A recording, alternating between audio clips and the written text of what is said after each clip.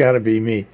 Well, anyways, it's got to be my Cozzi. It's got to be sports. It's got to be the fact that I actually got a win in the NFL last night. I woke up this morning and surprise, surprise, the Bears beat the Cowboys. The Cowboys, the NFL East, the NFC East is just one big. The Bears stink too. Yeah, but the NFC East is the worst. I'm sorry. It's from top to bottom. It's absolutely horrible. Absolutely horrible. It's embarrassing. Why is it embarrassing? Who cares? Because if you're a fan of one of those teams, it's got to be embarrassing. Your team sucks. Yeah, that's right. Face the facts. That's right. Oh, God. Ah, jeez, I don't know. So, anyways, I went and did you watch any of the game? No. Yeah, I didn't watch any of it either, so I can't even. I flipped it on for like 10 seconds, saw the score, said I lost, and turned it back off. The only thing that's care less. The only thing that's good about this. The season's almost over. That's what's good about it. Also, Jerry Jones is going through a worse season than I am. No, he's not. Yes, he is. No, he's not. He doesn't have 2 wins. He's got more than 2 wins. That's right, but he's paid remember for. Remember what your old coach said? Your record says what you are. I know, but you've got to remember, I didn't pay for my 2 wins. He's paid for his 6 and 7 record. I haven't paid for mine. I don't buy seasons tickets anymore. I don't buy merchandise. I don't do any of that stuff. I just root for my team, and if they lose, I'm Jerry Jones. It stays with him longer. I'm sorry. It stays with him longer. Yeah, he's got deeper pockets too. So yeah, he certainly does. All relevant. He's got Jerry World. You're darn right. He's got deeper pockets. Yep. I've got a 1,200 square foot. Just remember, they may be 6 and 7, but he's still making money. And I've got a 1,200 square foot house in Lakeville, in Salisbury, Lakeville, Connecticut. Mm-hmm. He's still making money. All right. So, anyways, we're finished with the Cowboys for right now, but now we have to go about picking this week's games. I'm all set to pick mine. I wrote mine down. Okay. We're going to start off first with the Packers over the Redskins. Ditto. All right. I got a feeling we got all the same games. I don't know if we got all the same games or not. I think we might. But that's where I'm starting off first, okay?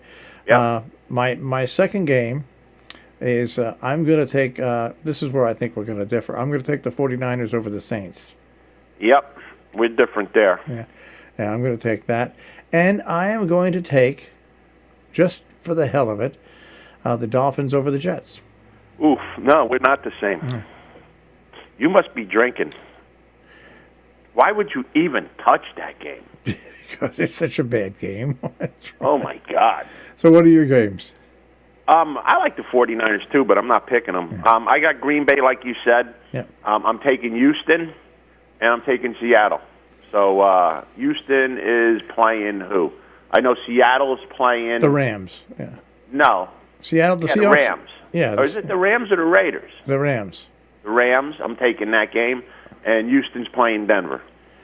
So I got Green Bay, Houston, and Seattle, and you took Green Bay, San Francisco, and Miami.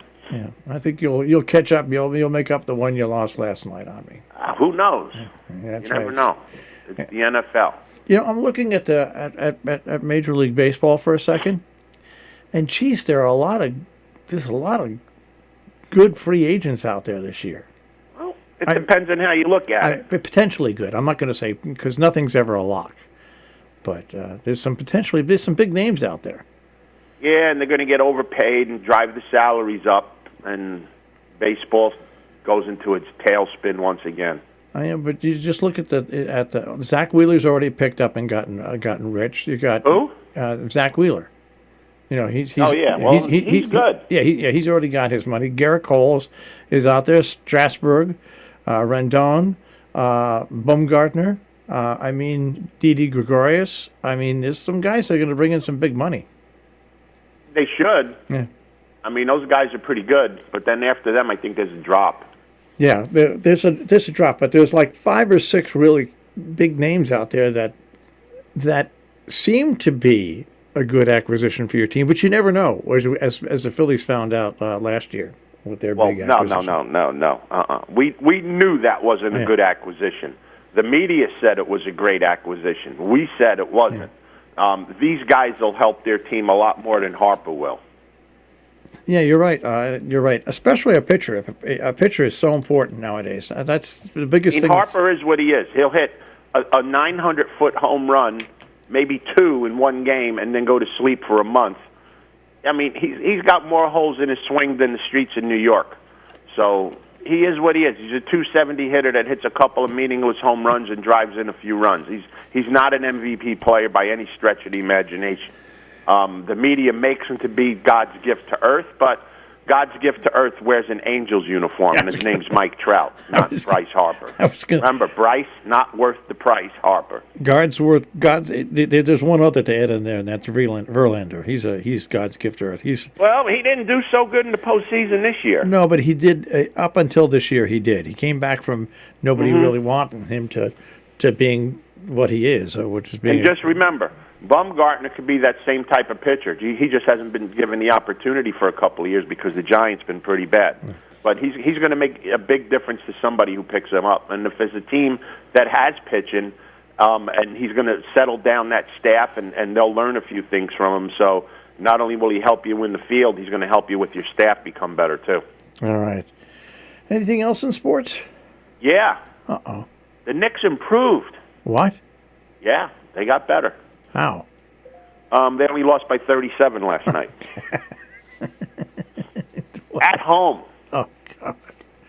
Now, let me tell you, I was at the Garden 2 weeks ago, and you more or less have to pay to put your feet on the floor. Yeah. Everything you do there costs you money. Yeah. Why do people go to these games? Why? I'd sooner play lottery tickets than go see the Knicks. You got a better chance of making a few bucks. Even if you lost 999 times in the lottery and won once, that's more pleasure than you're going to get by going to watch the Knicks play and lose almost every night. Unless you're a fan of a team. If you're a fan, you need to go see a psychiatrist. No. Unless you're a fan of the team that's coming in. That's true, too, but you're not going to pay that much of a price to go. You're better off flying to the city and watch that team play than go in the Garden. That's right. I mean, the Knicks are awful. They are terrible. They are awful. The worst. They're just embarrassing. Out of all the bad New York teams, they're the worst. The Mets, the Jets, the Giants, whoever you want to put on the list, they're on the top. Yep. Because they've stunk for over 20 years. Not just the last time they were relevant was the early 90s when they lost to Houston. Huh. That was a long time ago. I think Akeem Olajuwon is a great-grandfather already. Oh, they are the worst. The worst of the worst. All right, with all that good news, it's time for us to head to the weekend, Mike. Oh, man, no racing? Oh, God, I didn't think there was any racing, but if there's racing... This is my New York Swan song until the lilies bloom again. Ladies and gentlemen, Mike Cozzi, and he's off to the track. Aqueduct. This is it. You won't hear me say Aqueduct now until March. But we're going to go with the last 3 races of the day tomorrow. The 8th race is the Moselle. It's a mile and an eighth, $250,000 for this for 2-year-old fillies. I'm just looking at a couple of horses in here. One's the 5-horse Alondra. Ran a nice race at Keeneland and Alcibiades Grade 1. This horse is bred to run 2 turns. A lot of these horses have never been 2 turns, so that's a feather in the hat of the 5 Alondra.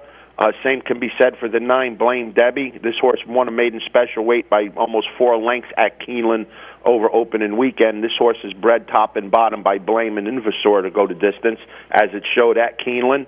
And one horse that hasn't gone the distance but has some nice breeding, won by 12 last out at Aqueduct, is the 12-horse Lake Avenue. So 5, 9, 12 exact the box in the 8th at Aqueduct tomorrow. By the way, that race being, even though it's the 8th race, it gets dark early at 3:13. The 9th race is the boys' version of the Remsen for another $250,000. Real quick here, I'm looking at the 2-4 exact the box.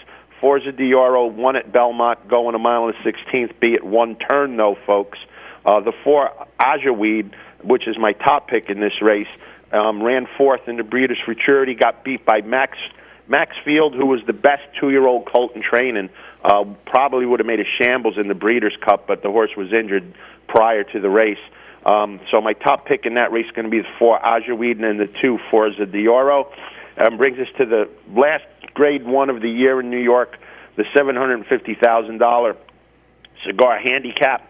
The favorite's going to be the fake horse of the year, Maximum Security. There's speed to run with him outside of him, which is going to make him run, and I think it's going to set it up for 2 horses here. One is going to be the 4, Pat on the Back, who's 15-1. This horse has run one-turn miles very, very well if you look at his past performances, so he's a one-turn specialist. And the horse that ran second to Maximum Security, going 7 furlongs last time, who was getting to him at the end, the 10 horse, Tale of Silence, who's 20-1. They're going to be my 2 top plays in the Cigar Mile tomorrow. So Maximum Security at probably 40 cents on a dollar is going to be a skip to my loo for me. I'm going to go with the 4-10, 10-4 Exacta box and put a few bucks on Tale of Silence to put some Christmas money in my pocket. So last week of Aqueduct racing for me until March.